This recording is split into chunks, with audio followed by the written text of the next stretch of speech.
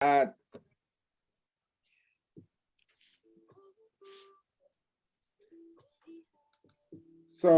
Today it's a really beautiful subject because in today's market, there's a lot going on.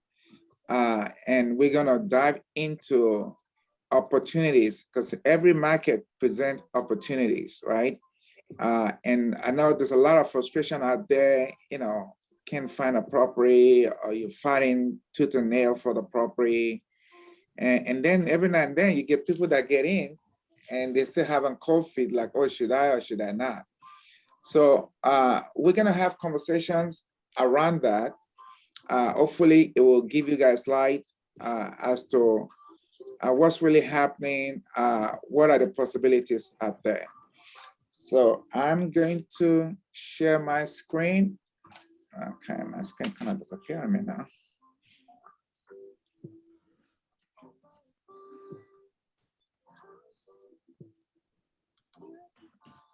Okay.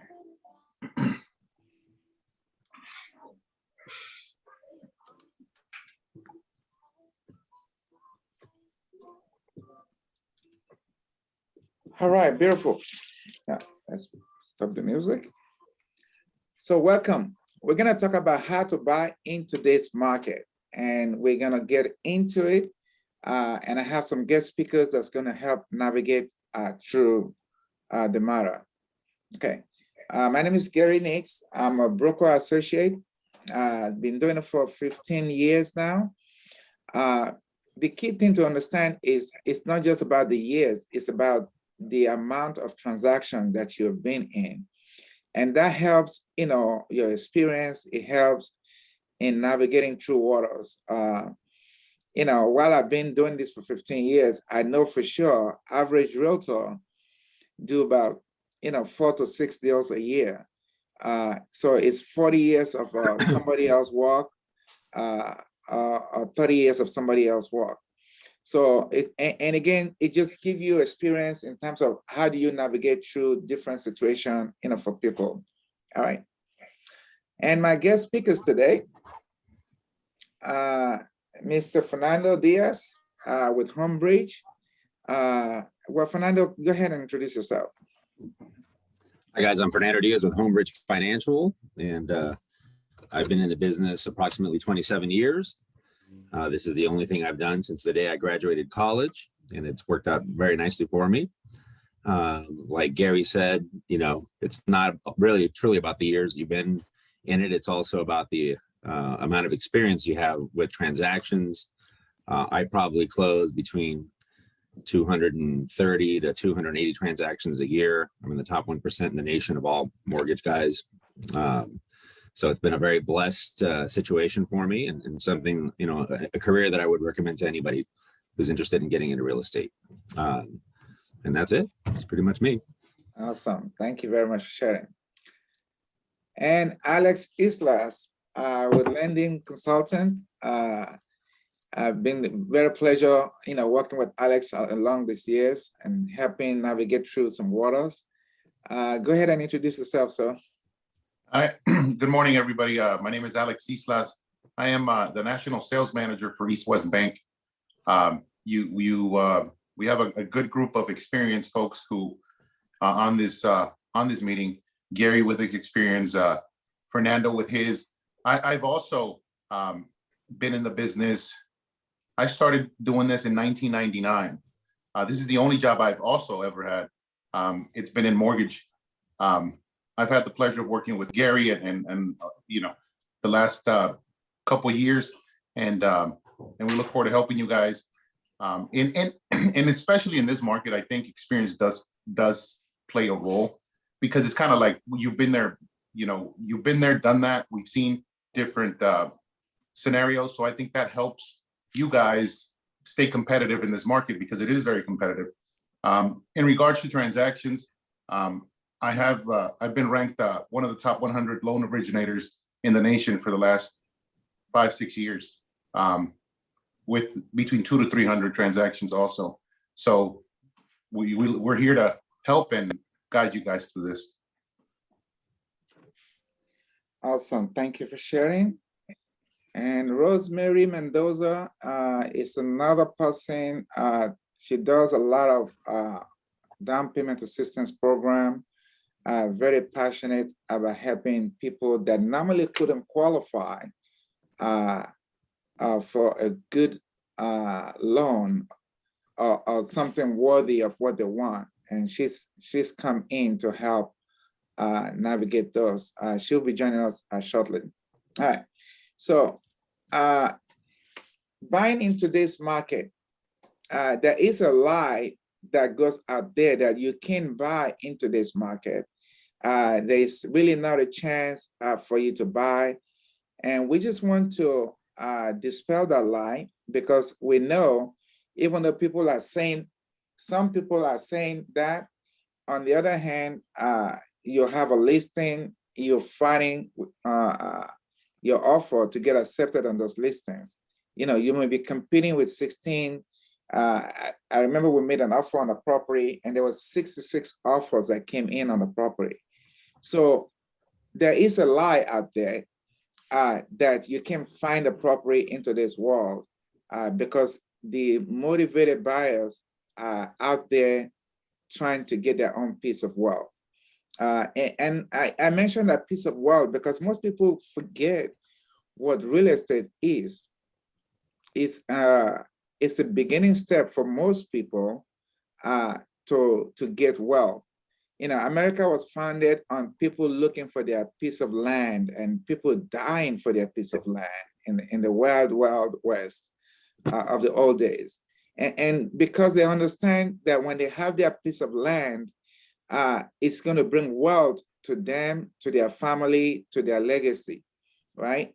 So let's look at it from that perspective and not just look at, oh, I'm buying a home. Look at it from, you know, you're building something up for your family. All right, so let's go about dispelling these lies that's on. And to really dispel it, I'm going to, I believe in this thing about the programming of our mind, right? What is the programming of our mind? What is the mind state of mind that we have? Well, that's usually a result of things we know, what we've been taught, what we've been told, and what we see happen around us, right? And that's how we have a feeling about something. And the way we feel about that thing is what causes us to take action on that thing, and we get the result.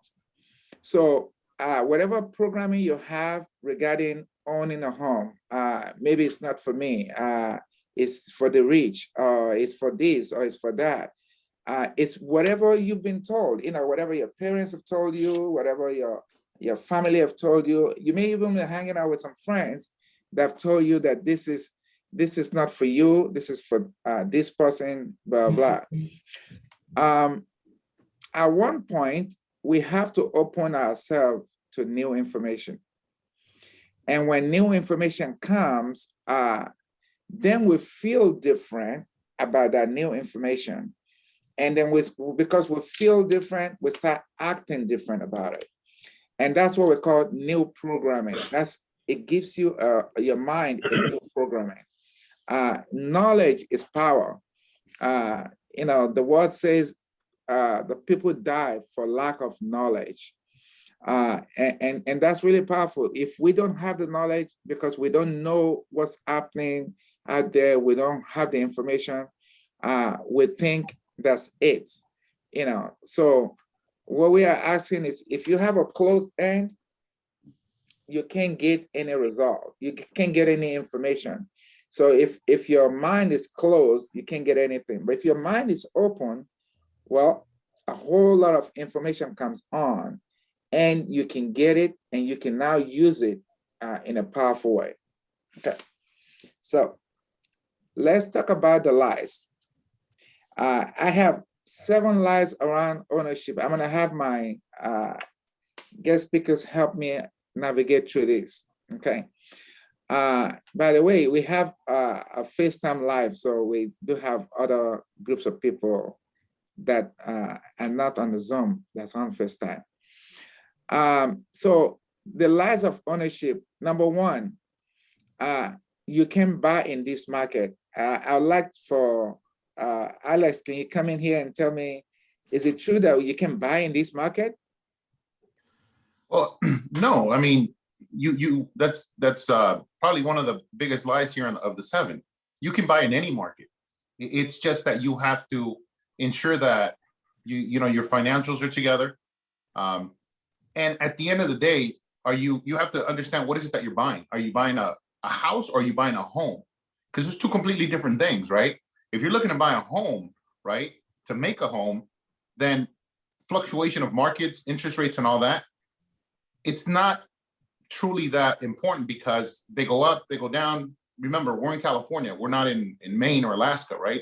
So if it goes down, it's the equity or the appreciation is going to go back up anyway. So again, yeah, no, it's a total lie. But you have to understand what is it that you're looking for. Okay. So another lie to explore. I need to wait for the next market. Fernando, can you come up on that? And when people say, I need to wait for the next market? Absolutely, because I was a victim of that myself. My wife, when we were looking for a home 7 years ago, you know, she fell in love with this house in the Torrance area. And it's a very good area with schools, et cetera, et cetera. And I was hesitant. I was the one that wanted to wait for the next market. I just felt like I'm buying at the top of the market. I'm going to buy the most expensive house, and then it's going to come crashing down on us. So at the time, I did it, obviously, you know, caved in. I got persuaded by her.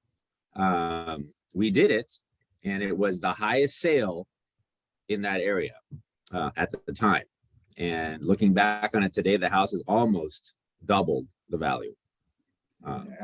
So, you know, looking at it that way, and also like Alex said, you know, the same thing I tell my clients is it doesn't matter what the values are today or tomorrow if you're buying a house to raise your family and kids and, you know, and make memories in. The reality is the only time the value of your house should even matter to you at all is, you know, down the road, 10, 15, 20 years, 25 years, if you're ready to sell it to, you know, to do something else.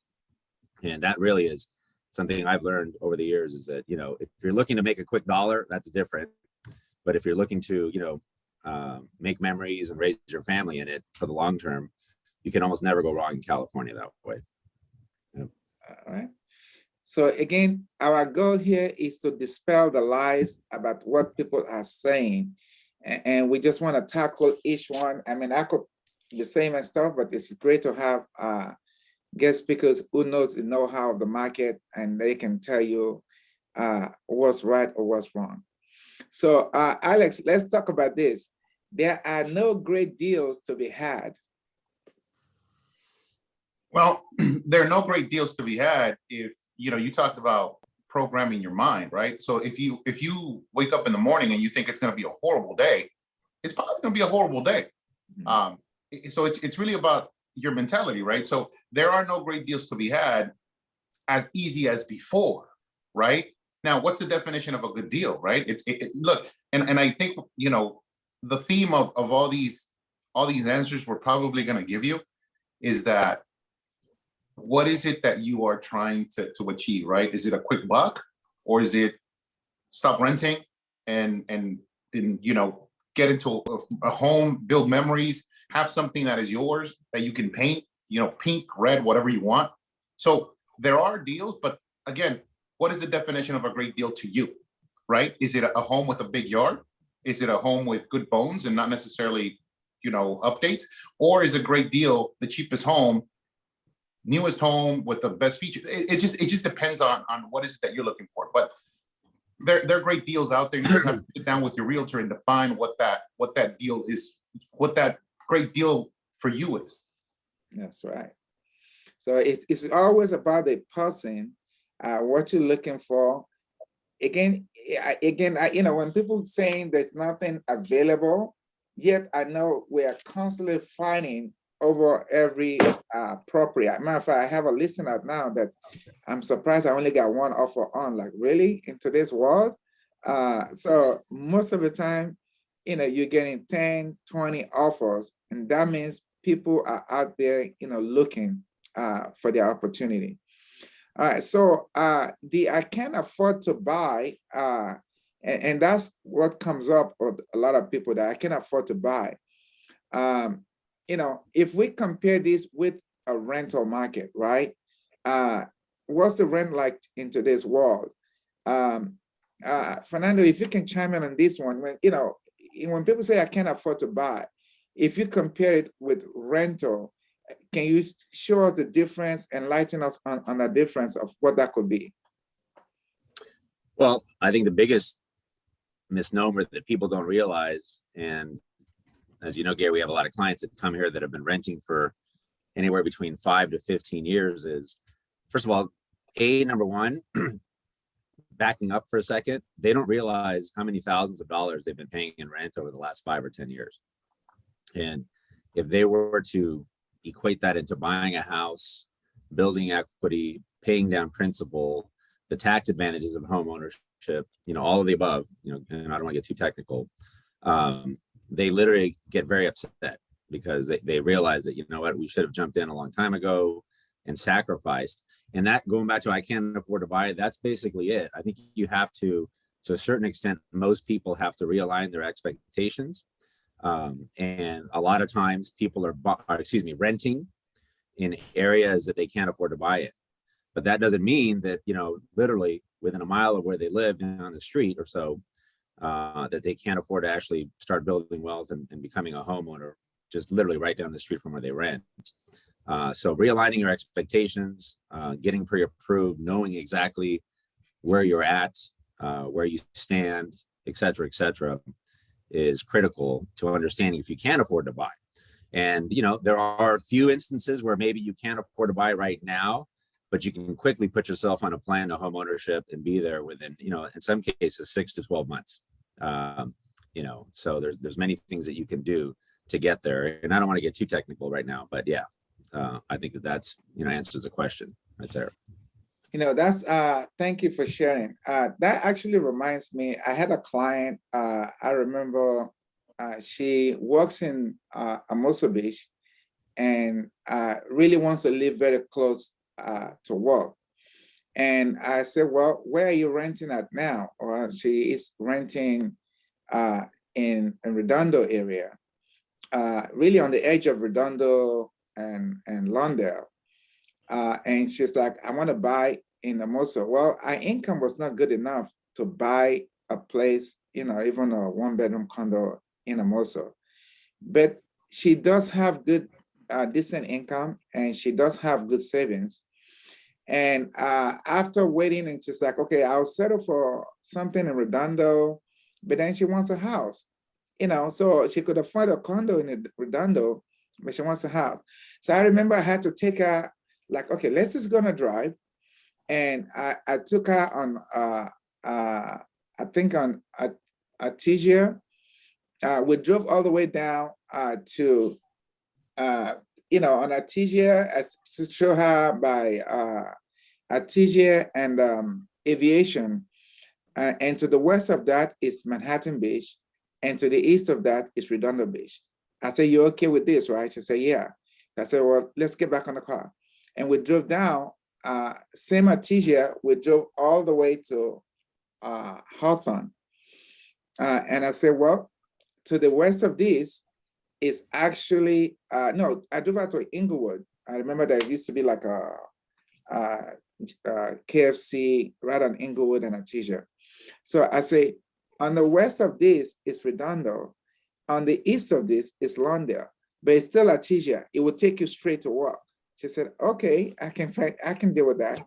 So we end up getting her a place in Lawndale that's affordable, that's a single family home. And she was forever grateful on that, because if somebody didn't take her on that journey to see, like, okay, even if your money can afford here, you're still right here, you're gonna afford this. And here's the thing, 7 years later, she now had the option to sell the house that she couldn't, and make enough off of it that the same income she has, now she can go buy in Redondo. That she couldn't afford before. it's because a house now set her up where she could make $350,000 from the sale. That would now, before she was putting $100,000 down. So now she can basically put $450 down and be able to buy that home in Redondo. It's most people forget about that. It's just to keeping. When they say I can't afford to buy, it's because they just think they cannot. But the truth is, if you are renting especially if in a high rental area, you have the opportunity to buy in other areas. So I don't have enough savings. I don't know why Rosemary is not here. Let me just kind of tackle that. People say, I don't have enough savings to buy. Well, actually, is there any program between Alex and Fernando, any one of you can come in. Is there any program that people can buy, especially if they have good income and they don't have enough savings? Is there any program that they can exercise buying with that? Well, there's a Cali HFA lineup. They have different various programs that you can fall in. That's one that's very popular for the most part. And that's the California Housing Finance Agency. And then I don't know, Alex, do you know of any other ones or? Yeah, there's public assistance, LIPA, there's WISH, there's if savings is the issue within reason, right? I think there's programs out there for you to be able to tackle the I don't have enough savings. And one thing I was when Gary was talking, it came to mind is that home buying is the ultimate. You can't fake it. Most people say you fake it till you make it. With a home, it's kind of like it's the vegetables versus candy, right? Why do we have our kids eat vegetables and not candy all day? Because that's not necessarily good for them. And that's the thing with renting. Renting is that candy. It's easy for you to get into that neighborhood you want to live in, right? It's easy, right? You don't need to. You don't necessarily have to have all the things that are required by a bank. So it's easy to say, you know what, screw it. Let me get into it. Home ownership is that vegetable that you're going to have to eat, and then eventually you can get yourself into that neighborhood. But yeah, just something that came to mind. I just wanted to share. Oh, thank you for that. Now, a little thing to put on that, when people say you don't have enough savings, yeah, definitely there are programs. Is it easy to find those property? Getting offers accepted on a property, without enough money? No, it's not. It's a challenge. However, I'm thinking of a specific lady that I helped many years back that makes good income, but she just have expenses, family expenses. This person taking the money, that person taking the money. She's helping so many people, and I impress on her that, listen, you got to invest in yourself first. And, these people will still be around. But, as long as you continue to think, I got to take care of my dad, I got to take care of my mom and my sister, everybody, you're going to keep, it's because you have that funds available. But if you invest it in a home and you now be growing wealth, and then you're going to be able to help them even better. And because of that, she took the plunge, took whatever, I think she came out of her pocket with $4,000, which is basically what you would do if you listen a property. And she got into one. Interest rate was higher, than normal, whatever that may be. But she was in the house 4 years later. The house appreciated $200,000. And now she refinanced and the payment is much lower. And that's another benefit of home ownership. You can rent a place and the landlord is going to say, oh, you've been a really good renter. I'm going to lower my payment for you about $500. That ain't happening, right? It's not going to happen. So, but this person, bought the, used the down payment assistance program, actually was a car official, like Fernando was saying. And then 4 years later, she refinanced, lower payment, even took another $30,000 out of it into her pocket. That's the benefit of home ownership. It just doesn't come when you're renting, So that's a lie. Again, we're dealing with the lies of ownership, the lies that people perpetrate that I can do this, I can do that. We just want to dispel that, line by line. So I don't have enough credit. Let's explore that, gentlemen. Well, I mean, Gary, we've faced those challenges, over the years here. There's always a way around it. You just have to do a good analysis of where the client stands. And then it's just a matter of taking a few steps to get them there. And believe it or not, most people don't realize that it can happen very quickly. It could be 30, 45 days, and all of a sudden your credit is totally a different, it's a different brand, shall we say, and you're ready to go. So it's just a matter of wanting it. It's kind of like in sports, if you really want it, you got to go get it and make it happen. And it's the same thing with credit. You know what I mean? It may be in shambles or whatever, but if you put some time and effort into it, you're going to get there. And surprisingly, you might get there a lot quicker than you think. Yep. Yeah, Alex, what's your comment about that? When people say I don't have enough credit. Well, look, it goes in line with look, Jerry, and I'm sure, Fernando will back what I'm saying. How many people have we helped, right? That have been in this situation, right? Oh, I can't afford. I don't think I can buy it. My offer's not getting accepted. I don't have enough money. My credit is not where it needs to be, right? It's, it's not having enough credit. Well, look, I don't want to make it into a class about credit, right? But it just really truly depends on what we mean by not enough credit, right? There's a difference between you don't have trade lines. There are programs out there that you don't necessarily have to even have trade lines to buy a home. So that is total lie. You don't need to have credit to buy a home. If you have bad credit, that's a different story, right? But no, you can buy a home without necessarily having, actual trade lines.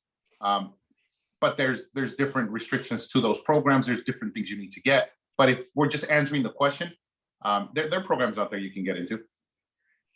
And just for me to add to that is that what is not enough credit? Because it's different by everybody's standard, right? Mm-hmm. Some people think I need to have an 800 FICO score in order for me to buy a home. That's a lie. Some people think, oh, I don't have a 700 FICO score, I can buy anything. That's a lie. And again, if you just look at what is possible, when your mind is made up that I want to do this, again, our goal is to put new information for you to reprogram yourself. I remember a young lady that doesn't have any credit came on, and I'm like, okay, you have your parents. Parents has really good credit. I said, parent had you to their credit card, and then you go get a secure card. Within 30 days, she went from 0 to 764. So it's just letting us take a look at a file and see what's possible. Again, yeah, if you don't have as good a credit as some other people, maybe your rate will be higher, okay? But still get you into the home, and you have other opportunities down the line that you can change. You can, I just had a call the other day, this lady that we helped buy a home that was challenging 7 years ago, but now she knows the value of credit. And she was telling me like, Gary, I want to buy that second home. What can I do? I'm like, okay, I'm just curious. What's your score right now? She's like, oh, I'm an 804. I'm like, wow, okay. Because she got the value that, what we did for her then, she's kept it up. And now she's 804. I'm like, golly, that's awesome. So it's nothing that's impossible. It's only when we endeavor to reach out and find our ways to break whatever the barrier is. Last lie of ownership. And this is a big one for most people, especially for renters, right? I don't want commitment of a home purchase. Gentlemen, let's start with Fernando. When people say, I don't want the commitment of a home purchase, what does that mean to you? And how can we sidestep that into making them see real possibility? Well, what it means to me is the person that doesn't want responsibility, but that's a separate issue. Well, I always say to clients that are hesitant about buying, I present the case of two teachers. So you can take two teachers, which, as we all know, moderate salaries with some good benefits, but they're never truly going to be extremely wealthy or millionaires, shall we say, for the most part. But I will tell you that over a period of 25 to 30 years, take your teacher that rents for 25 or 30 years, and then take your teacher that bought a house, and has owned it for 25 or 30 years. When you guys are both ready to stop working, who is going to be wealthier? And that's still aside from your 401ks, your savings, et cetera, but who is more than likely going to be wealthier in 25 to 30 years? The person that's renting, like the client that doesn't want to buy, or the person that bought a house and has an equal job to you and is a homeowner. So I think that they realize quickly the value of home ownership over the long run, and who will be wealthier down the road. So that is the example I use of those people. That is great. And if we to explore that example. And by the way, the reason why I use that example is my financial planner, his father, this is a guy that I've known forever, was a high school teacher with a mother who was a school district administrator. These are people that never made a lot of money, obviously. And if you saw his real estate portfolio and what he makes net per month, which I think is over 60,000 or 70,000 right now a month, it's mind blowing. And it's just two teachers or an administrator just putting their heads down and making some good moves over the last 40, 45, 50 years. And look at what they've done. Nice. So it goes to show you that you don't have to be a millionaire to get it done. Absolutely. And the thing about when people say they don't want a commitment of home purchase, right? Owning a home. Well, but when you're renting a home, you have a commitment, right? You have a 1-year commitment on that rental. And generally you keep that commitment going, for 2, 3, 4 years. You are paying your rent. That's the same thing you're doing in paying a mortgage. You're gonna pay the mortgage like you're paying your rent. But the difference is that you have a nest of wealth growing underneath you. It's like it's like a short harvest, right? When a farmer plants a seed, the farmer is hoping that with in due season, with rainfall and all that stuff, the seed grows into a fruit or whatever it is planting for. This is a short harvest. When you buy the home, you put a down payment in the home, you grow. One of my favorite clients, I actually made a connection with her a couple of weeks ago, was a young lady that used to work for Smart and Final and made like $46,000 a year, and came to me and say, Gary, I want to have 2 homes. I'm like, okay. And I look at the income, I'm like, okay, I love that. Young lady, single lady, like, I want to have 2 homes. How do I go about that? And we put a plan together, like, okay, even at that time, with the debt that she has, she can only afford like $199,000, right? And I'm like, if you listen to me, I want to make you wealthy.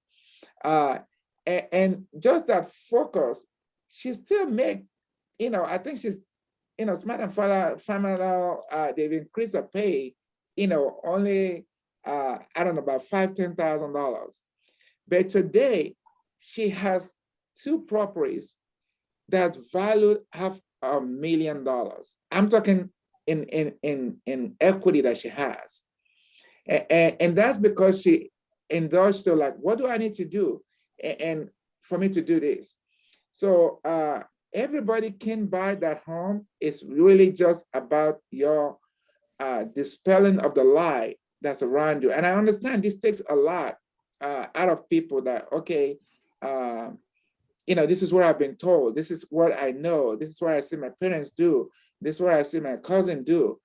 And now you're getting new information that's telling you these are lies, that you can turn things around for yourself. You can be the first homeowner. And more than the first homeowner, we want you to do this kind of like Fernando was talking about, a teacher, that made investment, that just endeavor to invest, right? And gain opportunity for more wealth over and over. There's a gentleman I've been hoping to interview. older gentlemen now that work in the dock, I believe in San Pedro dock, and they were making $1 per hour back then, and use it to build up wealth, and buy homes. I can't wait for that interview to eventually happen so I can show, making $1 an hour. I don't know if it's $1 per day. I'm not quite sure on that.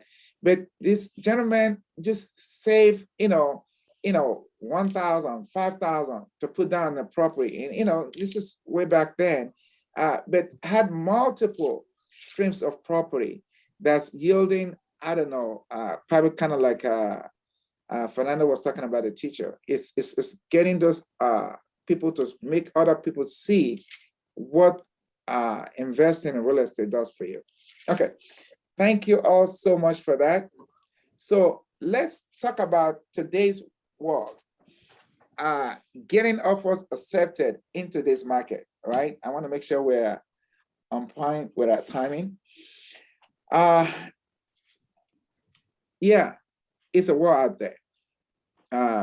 In spite of all these lies, there are people that understand the value of homeownership, right? What's the value? It's going to create wealth for them. It's going to change their life. So winning the war of getting offers accepted, the things I think we need to know is, one, we need to check the temperature of the listing. And now, what do I mean by the temperature of the listing? The activities around it. When you go to a place and you see a bunch of real estate business cards in there, know you are in a competition, okay? When you go to a place and there are 3 other people waiting behind you or before you, know you are in a competition. And then have your realtor advise you appropriately what kind of offers to make. So again, what are the things we need to be aware of? Is there a lot of buyers going after the property? Is it barely getting any attention? So it's not every property that gets attention. Let's not get into this world, even though it's as crazy. There are some property where you put an offer at the list price and you get it. But just know your competition, know where you are competing with or not. And then you want to make the appropriate offer. If you have 10 offers you're competing with and 40 offers you're competing with, you don't waste your time unless you can make the right kind of offer on that property, right? And then in real estate, there is something we call contingency, meaning your offer is, every offer in the beginning is subject to 2 or 3 contingency: inspection, appraisal, and loan. And you can avoid it all, or you can avoid some of it to make your offer strong. Again, when you're dealing with a competition, when you're not, you want to hold all your contingency in place, right? That's why I say keep it when you can, but know where you cannot afford to. If you're in a property where there's a lot of other competition, then you've got to make sure you release some of those contingency to getting into those property. Okay. I think there's one more, Gary, that I've noticed in the last 60 days, 60, 90 days, but a few of my realtors are taking advantage of this, and that is to be all over the listing agent, even if it's after it goes into escrow as a backup or be in backup position or be ready to take action. Because one of the things that we've noticed over the last 60 days is that there are more back on markets lately than is typical of the markets for one reason or the other. So I've seen clients of mine really take advantage of that situation and get really good deals, because a lot of times, guys, what's going on is that seller is already in a transaction to buy something else, and they need that money. So they've been able to get some pretty good deals and pretty good concessions, closing cost credits, all that kind of stuff, just to get the deal closed quickly and, keep the seller moving, because obviously the seller has things that they want to achieve too. So something to keep in mind in this market. Absolutely. Alex, anything you want to comment on that? Well, no, I mean, I think you guys covered it pretty well. The only thing is, and I don't know if it's relevant to this, is that this market is a little bit different than sometimes. I don't think sometimes buyers, because this is not what they do. They don't understand that it's a competitive market, but it's not like last year's market. For example, last year's market, there was tons of homes coming on the market and they were selling quickly. So there was a shortage in supply, right? So supply and demand. This market is not as many properties are coming on the market. So there's fewer properties on the market, and the amount of buyers really didn't go down by much. So it's completely different. So I don't want you guys to think that it's 100 properties coming on the market and 100 properties and 100 people buying those homes, and then there's zero, right? It's more of, there's not 100 properties coming on the market. It's 10 properties are coming on the market, and the amount of buyers remains the same or close to the same. That's what's creating the competitiveness for it. So it's a little bit slightly of a different market. It's not like, and that affects appraised values and a lot of other things. Absolutely. Okay, let's see. Oh.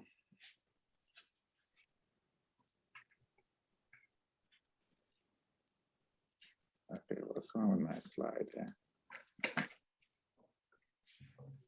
Okay. Okay, I'm sorry. Okay, so and that's why we want to make sure to put your offer in a good place. You want to come fully prepared into this market, right? We have lenders on the line. It's really important for you to get all your documents in beforehand, not getting a pre-qual, but getting a fully approved loan so you can compete with cash offers. I mean, I remember we just made an offer on a property for a client that a condo that was listed for $399, and we offer $435, thinking, okay, that's really good. And even the listing agent said this is a good offer. And then 2 days later, they got an all cash offer for $450 with no contingencies. Of course, they jump on that one. So I mean, it's for a young lady out of town, and I felt bad, but that's the competition you're dealing with. So what can you do to make your offer look like cash offer? You have to be fully approved up front. So that's one part. The other part I'm going to talk about is, are there any programming that can help one to qualify for more? If you qualify for a certain amount, is there anything that can help you to qualify for more? Can you gentlemen talk about that? Well, I'll jump in regards to making sure you guys understand the difference between being qualified, pre-qualified, and pre-qualified, and pre-approved, I should say. Pre-qualified is just a conversation. It's a conversation that you and I are having, or you and your lender are having. How much you make, how much your credit score. It's all non-verified information. So that's why when you go to your realtor and you guys want to make an offer and you're pre-qualified, it's information that really hasn't been verified. So you have to ensure that you are fully pre-approved, because a pre-approval means you had a conversation, but all that information and all that data was validated. So that's going to give a more, the seller's going to feel 10 times more confident that you've already been through the process. Everything's been verified, and then yet you are legitimately ready to go. So that's okay. Fernando, anything you want to add to that? No, that's pretty much spot on. I mean, like I said, we don't do any kind of light verbal pre-qual here. Everything has to be completely vetted and done. We also address any issues up front before you get into escrow, so that we can try to have a smooth outcome. But yeah, that's pretty much it. Is being as prepared as possible, and communicating with the listing agents, and getting yourself your foot well in the door is what's going to help. So from there we'll see what happens. But yeah. Now, as your realtor, one thing the reason why we recommend this is, again, just the instant I talk about somebody putting a really good offer, and yet somebody else came in with all cash offer, right? That's higher. And the purpose of an all cash offer, I want you to look at what the sellers are looking at, right? They want to sell their house for top dollar. and they want to sell their house with no hitch in the escrow process, meaning buyer doing this, buyer backing out of this, buyer backing out of that. So that's why, number one, when they see an all cash offer, they're probably just looking at inspection and that's it. They're not going to do with appraisal. They're not going to deal with loan, contingency for the loan to get approved. So it's very enticing in the eyes of a seller when they see all cash buyer come in. On the other hand, what if you don't have the cash? What can you do to put you in place of that? We're going to talk about the X factor in a minute. What I do want to talk about, unfortunately, Rosemary is not on the line today, is there any down payment assistance program that can help you? I had leave it to her to do the presentation, so since she's not here, I'm just going to cover a couple of them for you guys, okay? Yes, there are down payment assistance program, and yes, they can help you either qualify for more property. And my goal is to give information to everybody, all right? A lot of people talk about the neighborhood assistant program, NACA. NACA is a very good program. I'm going to tell you why it's good and why it's challenging for some people.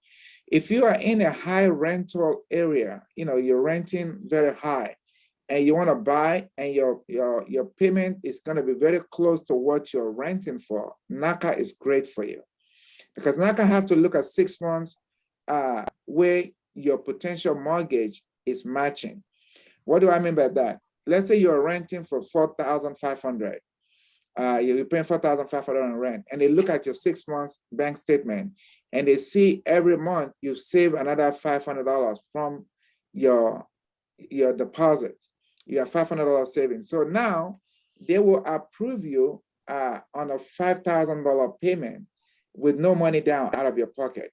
I mean, literally no money down out of your pocket. They pay for your escrow, they pay for your title, they pay everything, your down payment.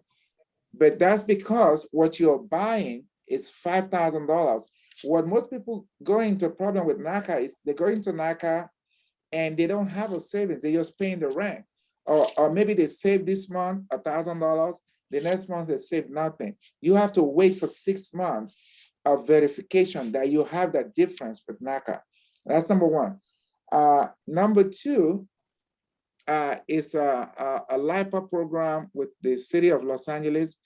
Number one, that will commit you to buy in LA only, okay? However, it's a great program. They give you $90,000 to your down payment, and you can use it in either buying more property. If you qualify for 700, you have 90 to it, now you qualify for 790. That allows you to buy more property, still paying the same amount. Of course, you pay them the money back when you sell them money in the future. So, and then the Cal Alpha that Fernando talked about earlier on, where the state pays for your down payment. And I still say with that one, you got to cover your closing costs. Otherwise, the rate is super high. So there are down payment assistance program that can help you. Now, is it going to be attractive in getting offer accepted? No. Just to be real out there. But there are still properties out there. If you just got to know, I like for people to be strategic in how they're looking. You can look for the finest thing and not have the finest result for it. If you're looking at a prime property that come up like, oh, this is a great property, everybody love it, then you better have a whole lot of money. You better be very close to a cash buyer to getting that property. But if you have a different look and say, okay, I'm willing to do this, I'm willing to take the crop because I know whatever I can afford, there's ways for you to get in, so that's what we just want to give you information on. Let me go to the last slide. I see. Hold on.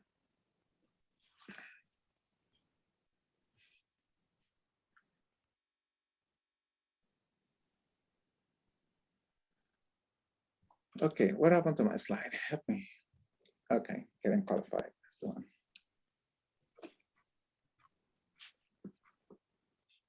Just give me a second, folks.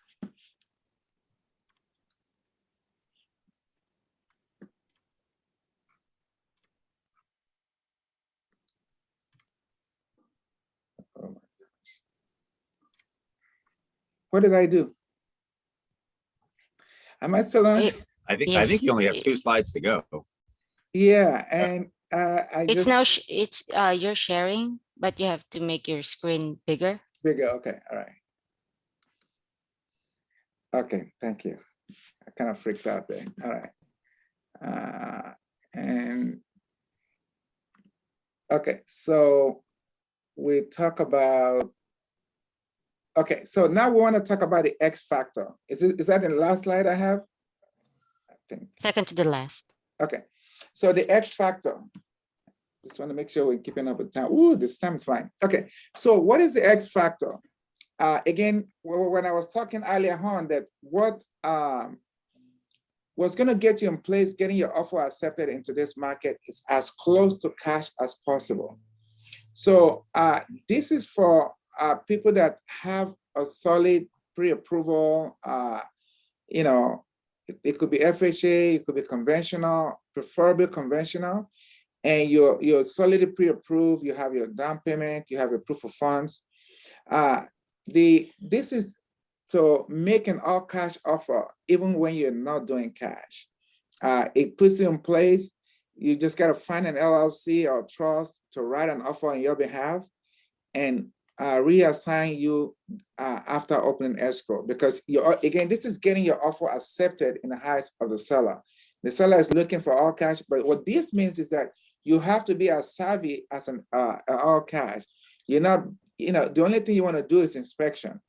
You guaranteed your loan is already fully approved, and you're willing to pay whatever the difference is in appraisal, because at this point, the seller don't care if you're appraised or not, right? You're all cash buyer, and all you do is inspection, and you're ready to close. And this is to put you in place when you're competing against 50, 60 offers. It puts you in a strong place to getting that offer accepted. And again, we can talk a little more details about it, but we don't have time for that. Okay. Anybody have any question on that? Any additions or omissions in that? No, I think we covered a lot that's, that's right on point with today's market. Okay. So the key thing is getting yours, right? Be prepared to be aggressive. Be willing to work with seller's terms. Sometimes you get into escrow, the seller, needs to rent back. They are moving out of town, or they are buying a new construction that's not ready. Be willing to work with them. And you have to look at it, from case to case. Sometimes they want you to work with them for free. And you have to look at the value of the home to you. Like, okay, if I get this home now, what is that going to mean to me? Or if I'm still running around looking for homes, and look at that and analyze it. If it's workable, you want to work with it. And the key thing is you have to look at it that you gotta, this is going back to colonization days. Go get yours, go dig the dirt and find your own real estate, find your own wealth. Our forefathers died for this. The civilization war that happened back then, it was all about people getting their own piece of land. I still enjoy watching old movies with people fighting for their land. I think I was watching something on either Netflix or Prime Video with fighting for land. And this was people were shooting for their land to have their own piece of land. We gotta go get yours. It's different now. We ain't gone fighting with anybody, but we have to go fight the war to bring resolve to our family. Gotta look beyond yourself. And please don't just say you got one and you are done. The great people in society are people that have gone to figure a way out to get more. Go do more, 2, 3, for whatever it is, for your mindset. I remember my wife and I would thinking about, okay, what's going to be a win situation for us when we're fully retired? How much do we need to have coming in? And I just, the number I came up with at that time was 21,000. Like, okay, if we have 21,000 coming into our account, I think we can live well. I don't really need to live crazy. I'm not, I can't say that for my wife, but Yeah, that number seems a little high, Gary. I think but it's for inflated by her. myself, I'm a simple guy, I'm good with shoes, I just, life is simple for me. But, I had a number in mind and I'm like, okay, based on this number, I need to go get this number of homes available that I know if I can rent it out, I'll generate this wealth. In addition to any other thing else that we can get from savings and stuff. And that's the number I kept pursuing. So it's going to get yours. You deserve it. And you will know as you're building this up, your family is going to be very happy about it. And that's what we want to accomplish for you. So we hope by giving you all this, sharing all this information with you, you got something out of it, and you can work with that. So thank you for coming on. We are just, it's 11:01. We have just wrapped up. Let's go Perfect. into the raffle. Again, if you stay to the end, you get a chance to go to Carolina Island, Avalon Village. If you're just gonna go chill there and get in the ocean, or great island to actually, you can rent a cart in this island and ride a cart and top pretty much the main area of the island. There's another area you can spend days on. But in the Avalon Village area, you can pretty much ride a cart for 3 hours and go through the whole place. So it's pretty fun. Let's see who is our winner for that. All right. Well, thank you so much for attending, everyone, to the seminar. And for these 10 attendees, we'll now pick for the raffle. Okay, so the winner for this seminar is Wunmi. Wumi Clement. Okay. Oh my God. That's Congratulations. great. Thank We're you. sending you to Carolina Island. It's you and the family. That's great. All Thank right. you so Thank much. you all so much for being on. We'll see you next time. Thank you, Thank you, guys. Alex and Fernando. I really Bye, guys. appreciate you guys coming on. Appreciate Thank it. you. Okay. All right, bye, Okay. guys.